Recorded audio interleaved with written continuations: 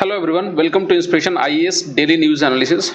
Today we are going to discuss the important news articles of 19th May 2021 from Hindu, Indian Express, PIB and Assam Tribune. Please note that you can download this lecture PDF from our website www.inspirationias.org, as well as you can also download daily MCQ and Vishleshan from our website by clicking this link below. Alternatively, you can also follow our social media page like Facebook, Instagram or Telegram channel for other study materials and study notes. Inspiration IAS ने अपने online foundation batches start कर दिए हैं, तो अगर इस आप UPSC और अदर स्टेट पीसीएस के लिए प्रिपेयर कर रहे हैं इस बार या जब भी आप हमारे ऑनलाइन कोर्सेज को इनरोल कर सकते हैं। ज़्यादा जानकारी के लिए आप हमारे इन दिए गए नंबर पर कॉन्टैक्ट कर सकते हैं। इंस्पिरेशन आईएएस ने अपने मॉक टेस्ट सीरीज स्टार्ट कर दिए हैं यूपीएससी और अदर स्टेट पीसीएस के लिए, तो अगर इस बार आप प्रीलिम्स के एग्जामिनेशन में बैठने वाले हैं तो आप इन मॉक टेस्ट सीरीज को इनरोल कर सकते हैं। ये मॉक टेस्ट सीरीज दोनों ही ऑनलाइन और ऑफलाइन प्लेटफॉर्म दोनों फॉर्म में अवेलेबल होगी। ज़्यादा जानकारी के लिए आप हमारे इन दिए गए नंबर पर कॉन्टैक्ट कर सकते हैं या आप हमारे वेबसाइट www.inspirationias.org पर विजिट करके वहां भी इनरोल कर सकते हैं। चलिए स्टार्ट करते हैं हम आज अपना डेली न्यूज एनालिसिस। आज का हमारा पहला न्यूज है यूएस और इजराइल के बीच में जो वेपन डील होने वाली है उससे रिलेटेड। जैसे आप सब जानते हैं कि रिसेंटली हमास और इजराइल के बीच में एक फुल फ्लेज वॉर की कंडीशंस आ चुकी है, और ये हालांकि कहा जाए तो वॉर ही हो रहा है, जहां पर दोनों तरफ से हजारों रॉकेट फायर किए जा रहे हैं और दोनों तरफ के लोगों का नुकसान हो रहा है। इसके बैकड्रॉप में अमेरिका ने इजराइल के संग एक बहुत बड़ा वेपन डील साइन किया है, एंड लगभग ये weapon deal almost 735 million US dollar की ये वेपन डील है। और इसको अमेरिका के जो प्रेसिडेंट है जो बाइडेन, उन्होंने अप्रूव भी कर दिया है और ये बिल अभी गया है कांग्रेस में, और हो सकता है यूएस कांग्रेस भी इसको कुछ दिनों में अप्रूव कर दे। थोड़ा समझते हैं आखिर ये वेपन डील है क्या, इसमें कौन कौन सी वेपन्स या इसके इन्वेंट्री में कौन कौन सी वेपन्स है। चलिए न्यूज पे चलते हैं। न्यूज ये है कि the president Joe Biden has approved, या Biden administration has approved the potential sale of $735 million in precision guided weapons to Israel. तो यहां पर प्रिसाइजली लिखा हुआ है precision guided weapons to Israel, मतलब इजराइल यहां पर प्रिसीजन गाइडेड वेपन्स खरीदा है अमेरिका से। दूसरा, strong support for Israel is a core value for both democratic and Republican members of the US Congress. तो यूएस कांग्रेस के स्टेट डिपार्टमेंट ने कहा है कि इजराइल के संग एक बहुत ही तगड़ा और बहुत ही स्ट्रॉन्ग कोर रिलेशनशिप है, और वो उस रिलेशनशिप के तहत हम ये डील को मंजूरी दे रहे हैं। अमॉन्ग द इन्वेंट्री, जो इजराइल ने अमेरिका से जो चीजें मांगी हैं उसके तहत among the inventory the joint direct attack munitions, इसमें जॉइंट डायरेक्ट अटैक एमुनिशंस या जिसको हम लोग बोलते हैं GDAMs made by Boeing company is the most important one. इसमें सबसे इंपॉर्टेंट जो है JDAM की डील है। ये JDAM क्या है हम समझेंगे इन डिटेल। ये एक नया टर्म है, रिसेंटली अभी मिलिट्री अरेना में बहुत ज्यादा न्यूज में है ये। दूसरा, the sale was considered routine at the time before the start last week of the fiercest hostilities in the year in the region. तो अमेरिका ने कहा है कि ये जो डील थी बहुत पहले ही साइन हो चुकी थी, ऐसा नहीं है कि इजराइल और पैलेस्टीन के बीच में जो वॉर हुआ है उसके चलते ये डील साइन हुई है। ये डील बहुत पहले ही साइन हो चुकी है, लड़ाई शुरू होने से पहले ही।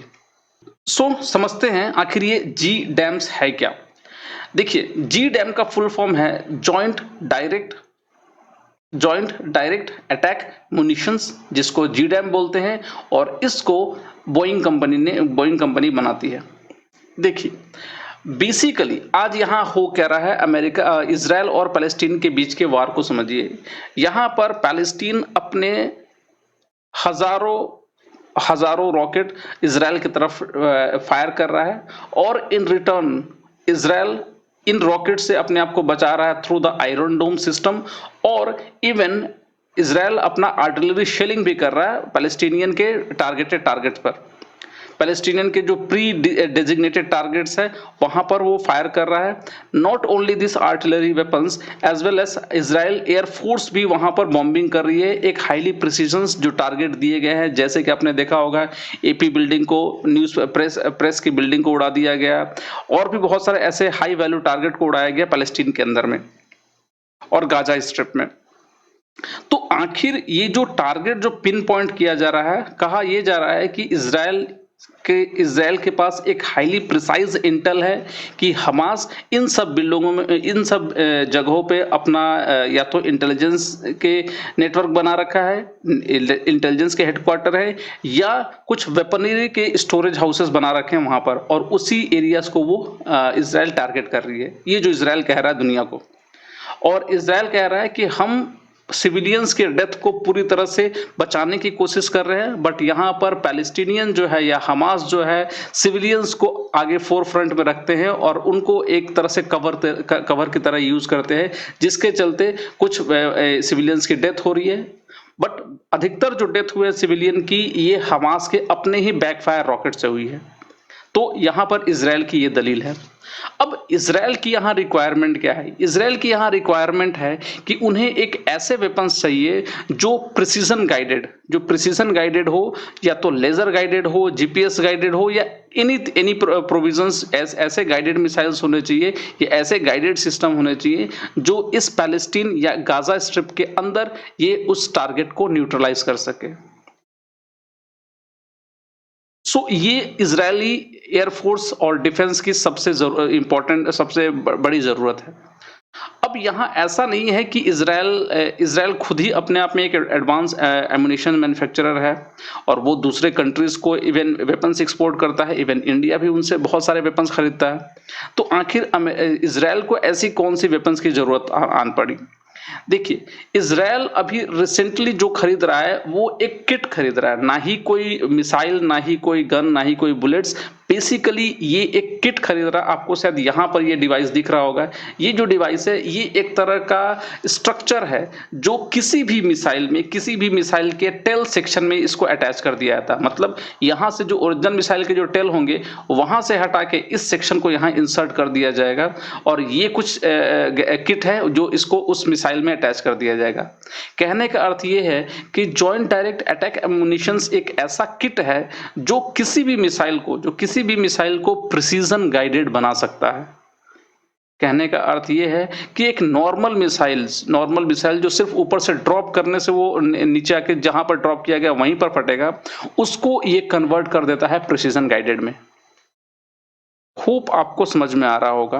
तो यहाँ पर ये जो टेल सेक्शंस में ही ये जी डैम को अटैच कर दिया जाएगा, और ये टेल सेक्शंस के अंदर में इनर्शियल गाइडेंस सिस्टम होगा जो इस मिसाइल को अपने टारगेट के पास लेकर जाएगा।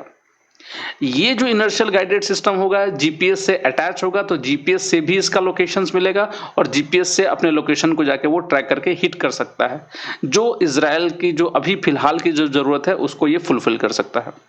So this JDAM system can convert any dump missile into a highly precise, precision guided bombs. So the Joint Direct Attack Munitions JDAM is a guidance kit that converts unguided bombs or dump bombs into all-weather precision guided munitions. JDAM equipped bombs are guided by an integrated inertial guidance system. वहाँ पर inertial guidance system होता है। आप लोगों को मालूम होगा कि वो मिसाइल सिस्टम में बहुत सारे सिस्टम होते हैं जो उसको गाइड करता है, जैसे कि जीपीएस गाइड होते हैं, इनर्शियल गाइडेंस होते हैं, टेरेन गाइडेंस होता है, वायर गाइडेड होता है। तो ये एक तरह का इनर्शियल गाइडेंस सिस्टम है कपल टू ए जीपीएस। इसके अंदर में जीपीएस भी लगा हुआ है, receiver, which giving them a published range of up to 50 nautical miles और 28 किलोमीटर तक ये रेंज इसको प्रोवाइड करा सकता है। आगे, the Joint Direct Attack Munitions is a guidance tail kit that converts existing unguided free fall bombs into accurate adverse weather smart ammunitions with the addition of a new tail sections that contain an inertial navigation system and a global positioning system guidance control unit, and JDAM improves the accuracy of unguided general purpose bomb in any weather conditions. आप समझ रहे हैं कि यहां पर अब Israel के पास जो अपने जो नॉर्मल जो बॉम्ब रखे, फ्री फॉल बॉम्ब जो रखे हुए हैं, उसी बॉम्ब को इजराइल कन्वर्ट कर सकता है इनर्शियल गाइडेंस बॉम्ब के अंदर में। दैट कंटेन्स, तो इसमें इतने पैसों में लगभग बहुत ज़्यादा ये इनर्शियल गाइडेंस किट आ सकता है और अपने इज़राइल के पास जो अपने बॉम्ब, जो फ्री फॉल बॉम्ब रखे हुए हैं, उसी बॉम्ब का ये यूज़ कर सकता है इस पैलेस्टीनियन वॉर में। Next, JDAM is a guided air to surface. ध्यान रखिएगा, ये एयर टू सरफेस वेपन है, तो ये बेसिकली इजराइल एयरफोर्स के लिए है ये। JDAM enables employment of accurate air to surface weapon against high priority fixed and relocatable targets from fighter and bomber aircraft, and guidance is facilitated through a tail control system and a GPS aid INS inertial guidance system, and the navigation system is initialized by transfer alignment from the aircraft that provide positions and velocity vector from the aircraft system। तो ये velocity और positions basically जो air force होगी, वो air force के जो air jet, जो fighter jet होगा, वो उसको प्रोवाइड करा देगा, एंड हेंस बाकी का काम ये इनर्शियल गाइडेंस सिस्टम कर लेगा।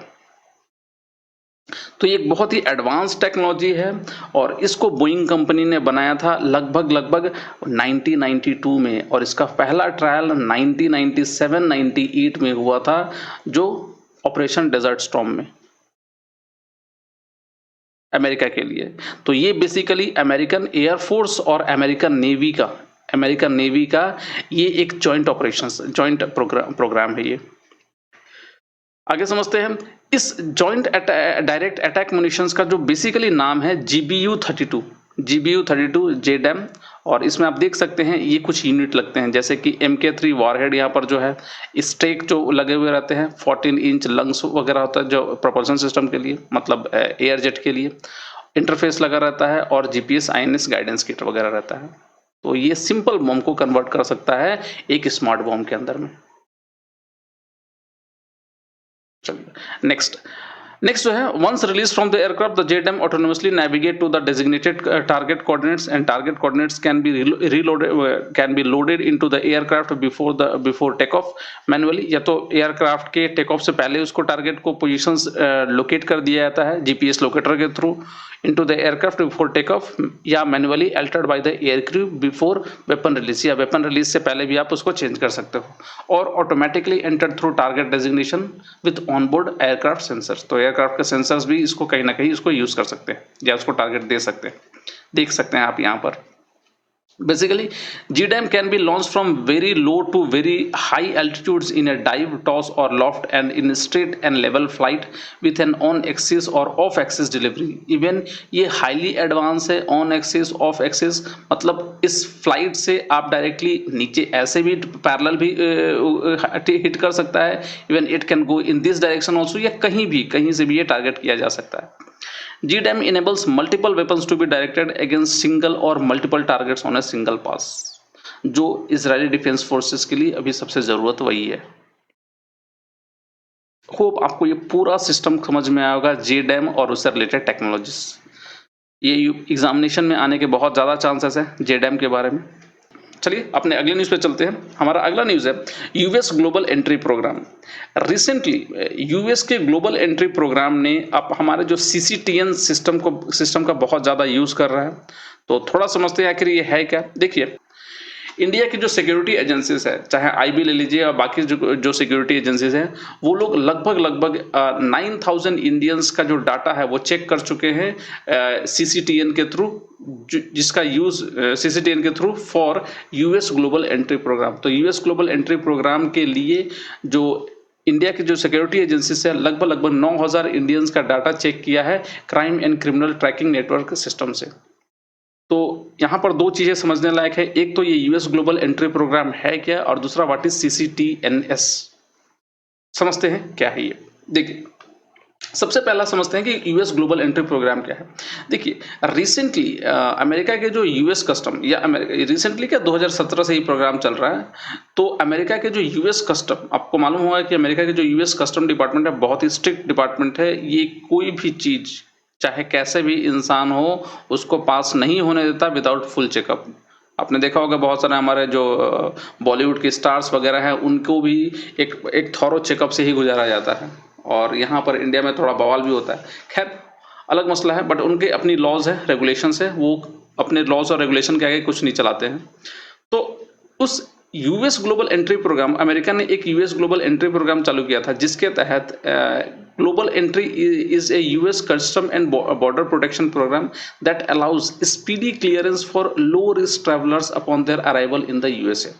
मतलब आप कुछ ऐसा समझ सकते हो कि ये एक फास्ट या स्पीडी क्लियरेंस है ऐसे ट्रैवलर्स के लिए जो लो रिस्क हैं, जो आम कस्टमर ट्रैवलर्स है जिससे अमेरिका को किसी तरह का रिस्क नहीं है, वैसे ट्रैवलर्स के लिए अमेरिका ने एक प्रोग्राम चलाया था जिसको हम लोग कहते हैं ग्लोबल एंट्री प्रोग्राम। अब इस ग्लोबल एंट्री प्रोग्राम के तहत अगर कोई लो रिस्क ट्रैवलर अमेरिका में जाता है तो वहां पर इस सिस्टम का यूज करके उसका आराम से उसका क्लियरेंस हो जाता है बहुत कम टाइमों में। ये सिस्टम काम कैसे करता है देखिए, अब जाहिर सी बात है उस ट्रैवलर का वेरिफिकेशन वगैरह कराना पड़ेगा, तो उस ट्रैवलर का वेरिफिकेशन कराने में बहुत टाइम लग जाता है। इसके तहत ये जो यूएस ग्लोबल एंट्री प्रोग्राम है वो हमारा CCTNS सिस्टम का हेल्प लेता है। कैसे देखिए, दो पायलट प्रोजेक्ट स्टार्टेड इन 2008, हालांकि ये जो ग्लोबल एंट्री प्रोग्राम है 2008 में चालू हो गया था, but India become a member of global entry in 2017, but हम लोग 2017 में इसका मेंबर बने थे। The travelers are pre-approved for the program after a rigorous background check. उसका पहले रिगरस बैकग्राउंड चेक होगा और पहले ही उसको प्री अप्रूव्ड कर दिया जाएगा, मतलब अमेरिका में पहुंचने से पहले उसको प्री अप्रूव्ड कर दिया जाएगा। After receiving a request the US authorities send them to the ministry of external affairs. जैसे सपोज करिए अगर कोई इंसान अमेरिका जाना चाहता है तो अमेरिका में ये रिक्वेस्ट डालेगा, मतलब अमेरिका जाना चाहता है तो वहाँ पर पहले वो रिक्वेस्ट डालेगा, एंड जैसी रिक्वेस्ट अमेरिकन अथॉरिटी के पास जाती है, अमेरिकन अथॉरिटीज उस रिक्वेस्ट को फॉरवर्ड कर देती है मिनिस्ट्री ऑफ एक्सटर्नल अफेयर्स को। अब इंडिया की जो मिनिस्ट्री ऑफ एक्सटर्नल अफेयर्स है उस रिक्वेस्ट को फॉरवर्ड कर देगी होम मिनिस्ट्री को, विच टैप्स अदर मिनिस्ट्री, जो दूसरे मिनिस्ट्रीज के संग इंटरलिंकेज करेगा, as well as the state police and other database to run a background check about that person, कि वो इंसान कैसा है, कहाँ रहता है, उसके खिलाफ कोई क्रिमिनल केसेस तो नहीं है, या जो भी एंटीसीडेंट जो भी उसके वेरिफिकेशन होगा वो सारा वेरिफिकेशन ये डिपार्टमेंट करेगा। अब ये डिपार्टमेंट वेरिफिकेशन करता कैसे है देखिए, the CBP does not process the application if a person has been convicted of any criminal offence और have pending criminal charges including outstanding warrants have been found in violation of any customs, immigration और agricultural regulation और laws in any country. अगर वो person को इस तरह के कोई भी उसके केसेस वगैरह होते हैं तो CBP border police, border protection, custom and border protection वो उसको अलाउ नहीं करता है अमेरिका के अंदर में। तो इसका वेरिफिकेशन करने के लिए अब हमारा जो सिस्टम काम आता है CCTNS, इसका फुल फॉर्म है crime and criminal tracking network system. ये आमतौर पे 2009 में ये अप्रूव्ड हुआ था, and CCTNS is a centrally funded schemes developed by national crime record bureau, ये इसको डेवलप किया था, and it is a mission mode project under the national e governance plans of the ministry of home affairs. और ये ministry of home affairs का national e governance plan है, और it is a secure application that link over 97% of the police station in the country. और ये एक ऐसा system है जहां पर लगभग 97% पुलिस स्टेशंस को इंटरलिंक किया गया है इस नेटवर्क में। अब अगर किसी भी क्रिमिनल्स का या किसी भी पर्सन्स का अगर किसी भी तरह का पुलिस केस है, वारंट्स वगैरह इशू वगैरह हुआ है, तो किसी ना किसी पुलिस स्टेशन में होगा, और जैसे ही उस पर्सन्स का वारंट्स अगर सर्च किया जाएगा तो that crime data can be taken out, और इससे मालूम चल जाएगा कि उसने कोई क्राइम किया है कि नहीं, या कोई पेंडिंग है कि नहीं।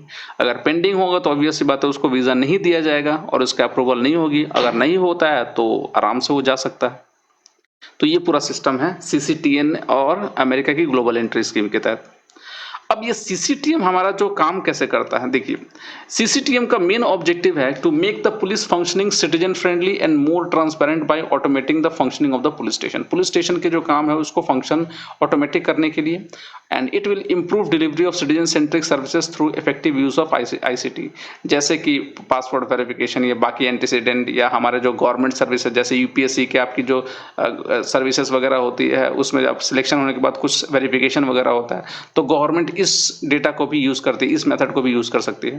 Provide the investigating officers of the civil police with tools, technology and information to facilitate investigation of crime and detection of criminals.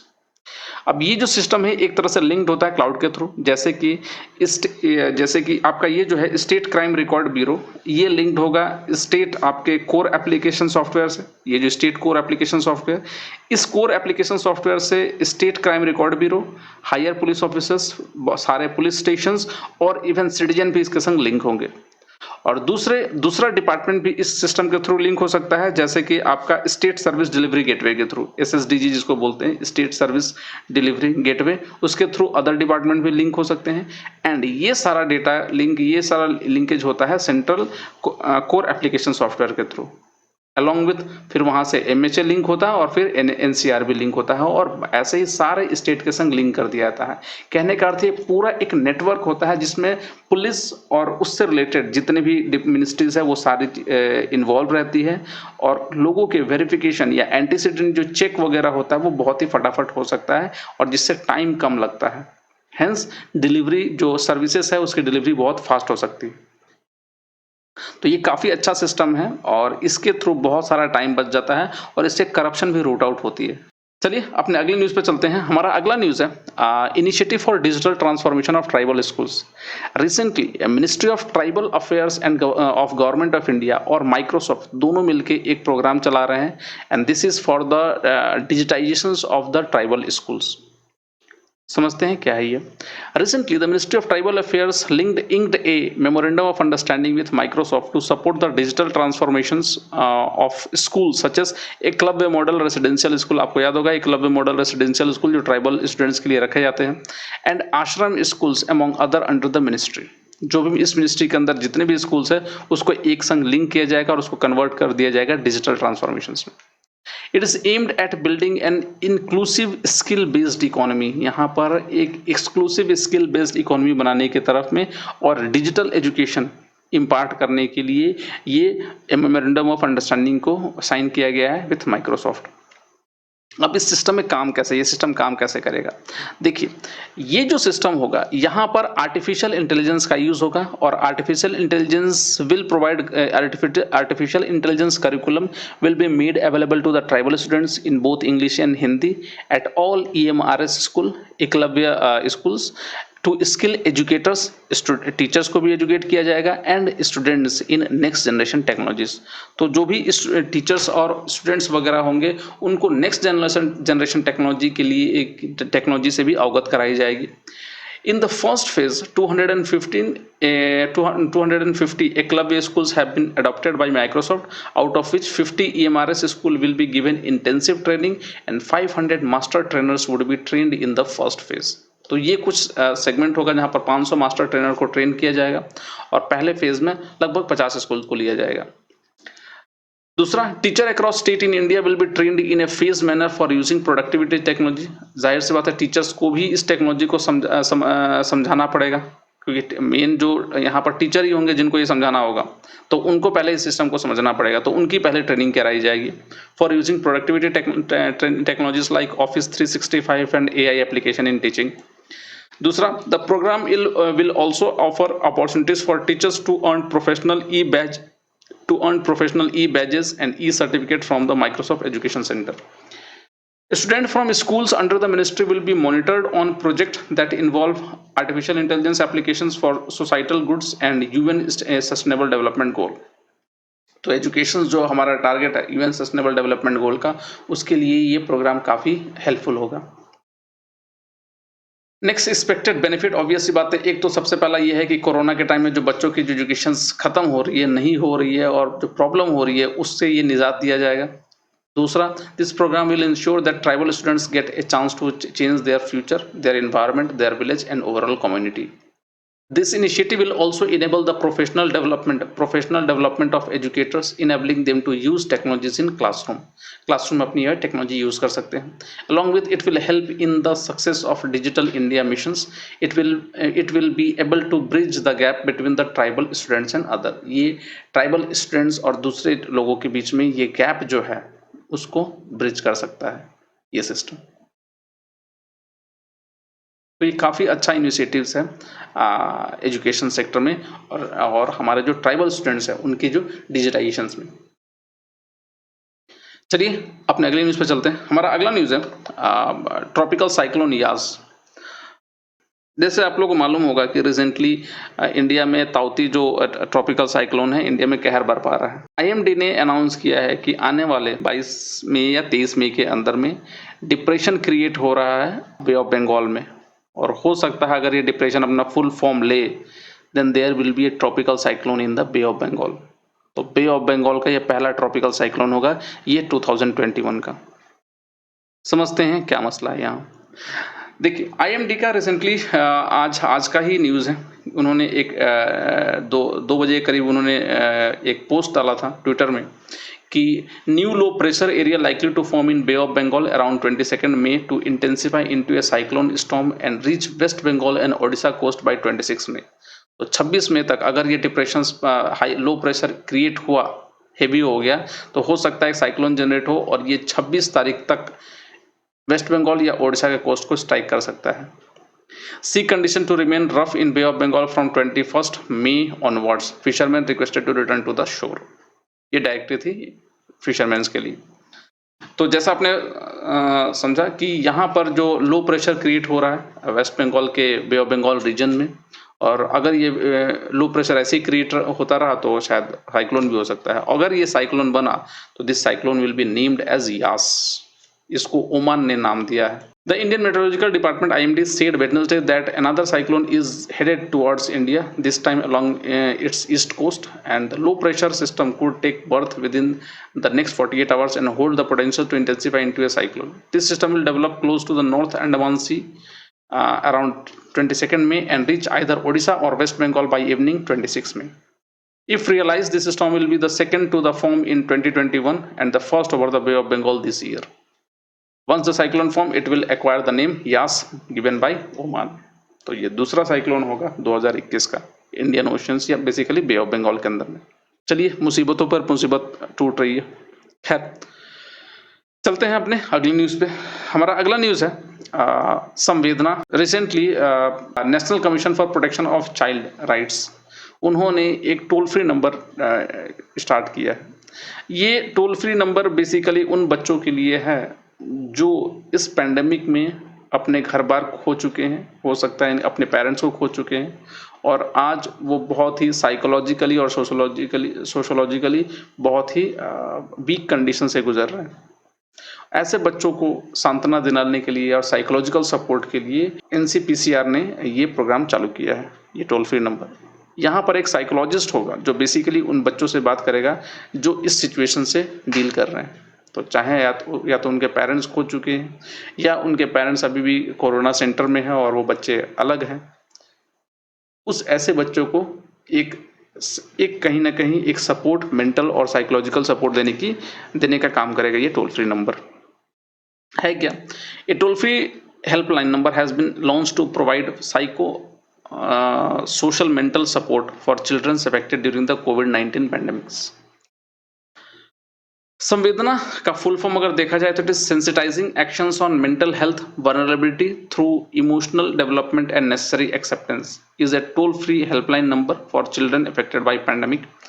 It is launched by NCPCR, and Samvedna Tele-Counseling Service is for psychological support to children to address their stress, anxiety, fear and other issues during the pandemic.